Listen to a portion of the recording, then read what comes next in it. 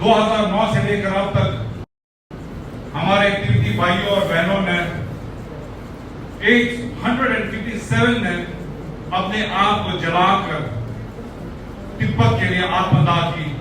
उनका बस यही मांग है कि तिब्बत की आजादी, परम पावन पूज्य दलाई लामा जी की तिब्बत में वापसी।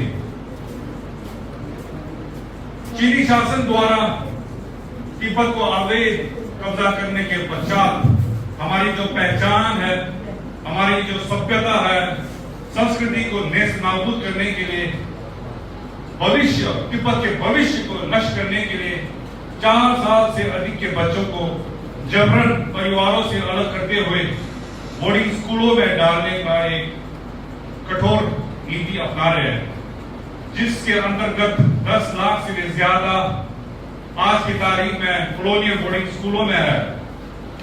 उन स्कूलों में तिब्बत की ना भाषा है, ना लिपि है, ना संस्कृति है, ना ही हमारी धर्म है। उन स्कूलों में सिर्फ और सिर्फ चीनी सभ्यता के बारे में, चीनी शासन के बारे में, और उनका मुख्य उद्देश्य हमारे तिब्बती भाइयों को चीनी में बदलना है। यही नहीं, उन्होंने हमारे देश को अवैध रूप से कब्जा करने के पश्चात हमारी पहचान को मिटाने तक ही सीमित नहीं रहे। हमारे जो प्रकृति संसाधनों को भी उन्होंने जोरों शोरों से नष्ट शोषण करने लगे। ये 66 सालों में उन्होंने काफी शोषण किए। तिब्बत के अंदर 130 से अधिक खनिज संसाधन है। उनमें से देखा जाए lithium, copper, gold, uranium, rare earth जैसे अमूल्य खनिज पाए जाते हैं। लिथियम के बारे में आप सबको थोड़ा सा विस्तार से बताऊं तो पूरे तिब्बत के अंदर 3.6 बिलियन टन पाया जाता है। पूरे चाइना को 90% लिथियम सिर्फ तिब्बत से ही आता है। पूरे विश्व में हम सब जानते हैं आजकल इलेक्ट्रिक व्हीकल का काफी सभी लोग इलेक्ट्रिक व्हीकल में बदल रहे हैं पूरे दुनिया, और दुनिया भर में सबसे ज्यादा इलेक्ट्रिक बैटरीज है, गाड़ियां हैं। बनाने वाले सबसे श्रेष्ठ नंबर पर चीन के कंपनी CATL और BYD है। 2024 और 2025 में ये नंबर 1 में आए हुए हैं। जैसे हम सब जानते हैं टेस्ला कंपनी अमेरिका के, वह भी लिथियम के लिए तिब्बत के लिथियम पर निर्भर है। उसी तरह अगर कॉपर का देखा जाए, पूरे विश्व में 22 से 24 मिलियन टन पाया जाता है तिब्बत को छोड़कर। सिर्फ तिब्बत के अंदर 53 मिलियन टन तिब्बत के अंदर है। उसी तरह तिब्बत के अंदर रेयर अर्थ, यूरेनियम, सोना 108 मिलियन टन, जो कि यूरेनियम और रेयर अर्थ का आंकड़ा चीन कभी बताते नहीं, क्योंकि ये न्यूक्लियर वेपन के लिए इस्तेमाल किया जाता है। इसी तरह अनगिनत तिब्बत के अंदर मिनरल्स है, जिसका खनन हो रहा है, जिसका शोषण हो रहा है। धरती के अंदर तक ही नहीं वे सीमित रहे, धरती के ऊपर जो पेड़ है, डिफॉरेस्टेशन जोरों शोरों से चला हुआ। उसी तरह धरती के ऊपर जो पानी है, हम कहते हैं कि तिब्बत 3rd पोल है। हम कहते हैं कि तिब्बत एशिया का वाटर टावर है, जल स्रोत मानते हैं हम सब। तिब्बत के अंदर 10 बड़े बड़े नदियां हैं, जो एशिया के अंदर 10 बड़े बड़े देशों में जाता है। भारत से लेकर पाकिस्तान, नेपाल, बांग्लादेश, इंडोनेशिया, थाईलैंड आदि तक जाते हैं। 1.9 अरब लोगों तक पीने का पानी तिब्बत से आता है एशिया के अंदर। उन सभी के ऊपर 66 सालों के अंदर उनके ऊपर डैम बनाना, उनके पानी को चीन की तरफ मोड़ना, इस तरह के प्रोजेक्ट्स पे काम करते चले आ रहे हैं। परंतु हम देख सकते हैं पिछले साल उनके द्वारा ब्रह्मपुत्र विश्व का सबसे बड़ा डैम, जिसमें $137 अरब निवेश करते हुए 5 सालों के अंदर वह ये प्रोजेक्ट को करना चाहते हैं। पर मुझे चीन के शासन पर कदाचित विश्वास नहीं है कि वह इस डैम को अच्छी तरह से इस्तेमाल करेंगे। हालांकि वह इस डैम को भविष्य में एक हथियार की तरह इस्तेमाल अवश्य करेंगे। वह इस डैम को भविष्य में भारत के अरुणाचल प्रदेश है, बांग्लादेश है, उनके ऊपर इस्तेमाल अवश्य करेंगे। इसीलिए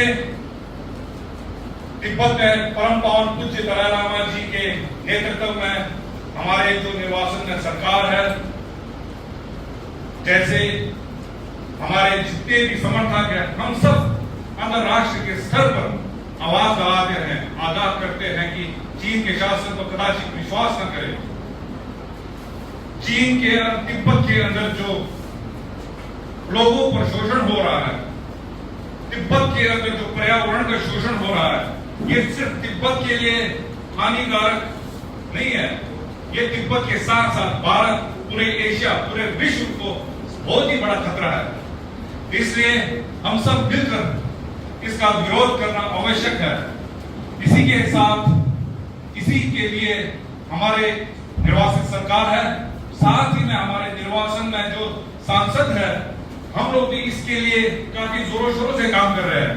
अगर मैं 7वीं निर्वासन संसद से बिलोंग करता हूं, उसके बारे में हमारे काम के बारे में थोड़ा सा आप लोगों को बताऊं तो हम पूरे विश्व में सरकारों से मिल रहे हैं, सांसदों से मिल रहे हैं, लोगों से मिल रहे हैं। जैसे कि 2022 में हमने यूनाइटेड स्टेट्स ऑफ अमेरिका के वॉशिंगटन डीसी में world parliamentarian convention on Tibet 8वां हमने वहां पर आयोजित किया। उसी तरह 2025 के जून के ही महीने में world parliamentarian convention on Tibet जो 9th है, वो हमने टोक्यो के जापान में हमने आयोजित किया, जहां पर पूरे विश्व से तिब्बत के समर्थन में जितने भी सांसद हैं, उन सभी ने उसमें पार्टिसिपेशन किया। साथ ही में 2023 और 24 में हमारे जो 45 सांसद है विभिन्न निर्वासित संसद के, पूरे यूरोप के देशों में, इंग्लैंड में हमने वहां पर यात्रा करते हुए वहां के सरकारों से मिले, वहां के सांसदों से मिले। खासकर भारत के अंदर 2023 में पूरे भारत के प्रदेशों में हमने यात्रा किया, प्रदेशों के सरकारों से मिले, विधायकों से मिले, हमारे जो समर्थक हैं उनसे मिले, साथ ही में छात्राओं से भी मिले। इन सबों को हमने जी जान से हमने कार्य किया है। हमारे इस लक्ष्य के लिए पूरे विश्व से, पूरे दुनिया से हमारे समर्थन करने वाले अब काफी बढ़ रहे हैं, परंतु हमारे समर्थन में सबसे अगर कोई आगे है तो वे भारत है। भारत ने न सिर्फ सन 1959 के बाद हमें समर्थन दिया है, हमारा जो रिश्ता है, इससे पूर्व हमारे लेखक ने बोला कि जो हमारा रिश्ता है काफी पुराना, हमारा रिश्ता है सदियों पुराना, हजारों साल पुराना। हमारे जो तिब्बत के जो धर्म है, बुद्ध धर्म और हमारे जो तिब्बत की लिपियां है, इनके जड़ें भारत में जुड़े हुए हैं। जैसे हमारे परम पावन पूज्य दलाई लामा जी हमेशा कहते हैं, भारत हमारे गुरु है और हम भारत के चेले। मैं उनके सोच से 100% सहमत हूं। मैं ये मानता हूं कि भारत, ये महान भारत, देवताओं का, जहां पर देवताओं का वास होता है, ये वे भारत है जहां पर करुणा, सत्य और न्याय की नदियां बहती है। भारत माता की जय, भारत माता की जय। और जैसे मैंने कहा, ये देवों का देश है, देवियों का देश है। जैसे द्वापर युग में भगवान श्री कृष्ण ने कहा था यदा यदा हि धर्मस्य ग्लानिर्भवति भारत अभ्युत्थानम् अधर्मस्य तदात्मानं सृजाम्यहम् परित्राणाय साधूनां विनाशाय च दुष्कृतां धर्म संस्थापनाय संभवामि युगे युगे। जिस तरह से द्वापर युग में धर्म की स्थापना के लिए भगवान श्री कृष्ण ने इस धरती पर जन्म लिया, उसी तरह तिब्बत में धर्म की स्थापना के लिए, करुणा की स्थापना के लिए, न्याय की स्थापना के लिए हमारे परम पावन पूज्य 14वें दलाई लामा ने जन्म लिया। इन्हीं सिद्धांतों और दृढ़ संकल्प के साथ मुझे पूर्ण विश्वास है कि हमारे तिब्बत का जो समाधान है अवश्य निकलेगा, क्योंकि हमारे साथ सत्य है, हमारे साथ करुणा है, हमारे साथ भारत मां है।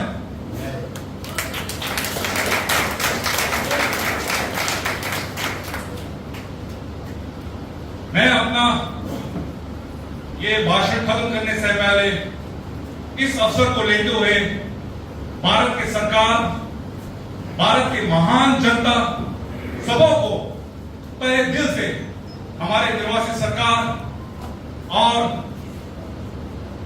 अपनी तरफ से सबों को धन्यवाद करता हूं, क्योंकि आप लोगों ने ना सिर्फ हमें शरण दिया बल्कि हमें सम्मान दिया, जिसकी वजह से पूरे विश्व में आज तिब्बत का नाम हर जगह में गूंज रहा है।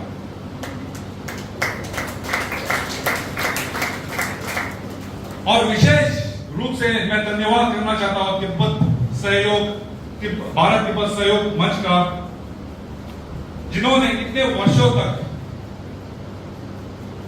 हमारे जो संघर्ष को अपना संघर्ष समझा, और साथ ही में भारत के अंदर जितने भी हमारे तिब्बती भाई और बहनें निवास करते हैं, उनके कठिनाइयों को भी अपने परिवार की तरह अपना समझते हुए उनका हमेशा समर्थन दिया, खासकर जो सर्दियों में स्वेटर बेचते हैं।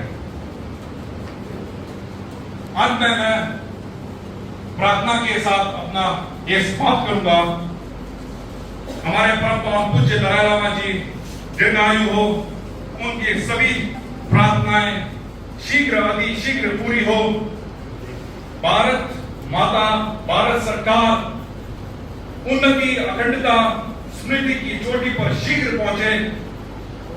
भारत तिब्बत मित्रता अमर रहे।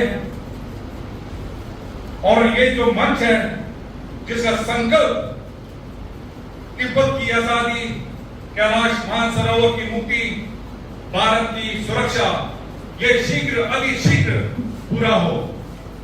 और हमारा अगला अंतरराष्ट्रीय परिषद आजाद तिब्बत देश के राजधानी लासा में हम मनाए।